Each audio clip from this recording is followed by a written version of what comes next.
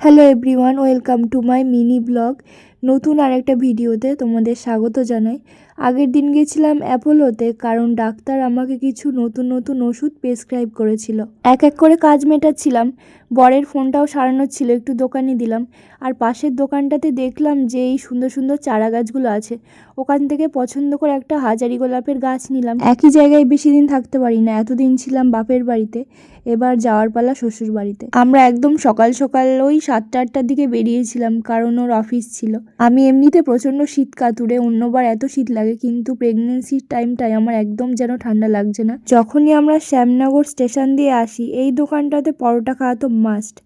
আর তারপর টোটো করে চলে আসলাম ঘাটে। একদম ফগি ওয়েদার ছিল, হুডি তো পরাই ছিল, তার সঙ্গে একটা হালকা চাদর নিয়েছিলাম, কিন্তু গঙ্গার ধারে বেশ ঠান্ডা লাগছিল। বাড়ির থেকে অতটা বুঝতে পারিনি, কিন্তু চন্দননগরে আসার সঙ্গে সঙ্গে একদম কাঁপুনি দিয়ে উঠছিল। যাক, নিজের ভিডিওটা দেখে একটা কথা তো বুঝলাম যে আগের থেকে একটু গোলুমোলু হয়েছে, একটু ট্রান্সফরমেশন হয়েছে আর কি।